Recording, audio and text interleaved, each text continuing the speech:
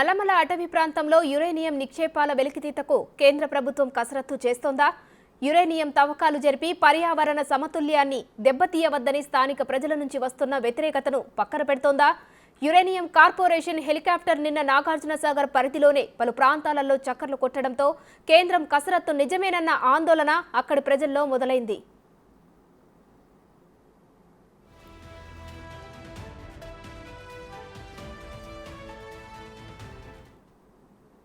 భారత అణుశక్తి సంస్థ 2008 నుంచి 2014 వరకు జరిపిన అన్వేషణల్లో పెద్దగట్టు, నమ్మపురం, కోమటికుంట తండా ప్రాంతాల్లో యురేనియం నిక్షేపాలున్నట్టు గుర్తించింది. నాగార్జునసాగర్ ప్రాంతంలో గతంలో uranium corporation of India limited శాస్త్రవేత్తల బృందం సర్వే నిర్వహించింది. నల్గొండ జిల్లా పియ్యేపల్లి మండలం సమీపంలోనే నల్లమల గుట్టలను ఈ బృందం సందర్శించింది. పెద్దగట్టు, నంబాపురంలో యురేనియం నిక్షేపాల కోసం తవ్విన బావుల్లో నమూనాలను పరిశీలించింది. డ్రిల్లింగ్ అనుమతుల కోసం ప్రతిపాదనలు కూడా పంపింది.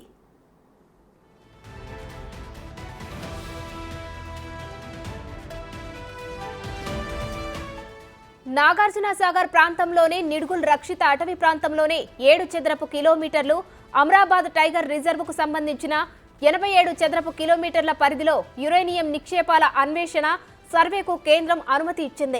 పెద్దగట్టు, నంబాపురం పరిసరాలలో గత ఏడాది 25 బోర్బావుల్లో నీటిని సేకరించి పరీక్షలు నిర్వహించారు. L-21 శాంపిల్స్లలో అత్యంత ప్రమాదకర స్థాయిలో యురేనియం ఉన్నట్టు వెల్లడైంది.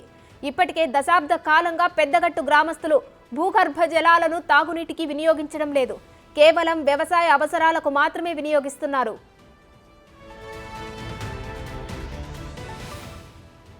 అటామిక్ మినరల్స్ డైరెక్టరేట్ నంబాపురం, పెద్దగట్టు ప్రాంతాల్లో సేకరించిన నమూనాల్లో యురేనియం స్థాయి 2168 ppb ఉన్నట్టు నిర్ధారించింది. నల్లగొండ జిల్లా దేవరకొండ మండలం షేర్పల్లి, ముదిగొండ పరిధిలోనే 200 ఎకరాలు, చందంపేట మండలం చిత్రియాల, పెద్దమునిగల్ గుట్టల్లో 2500 ఎకరాల్లో యురేనియం నిక్షేపాలున్నట్టు గుర్తించారు. అలాగే పెద్ద అడిసెర్లపల్లిర మండలం నంబాపురం, పెద్దగట్టు పరిసరాల్లో 210 ఎకరాల్లో యురేనియం నిక్షేపాలున్నట్టు అప్పట్లో కనుగొన్నారు.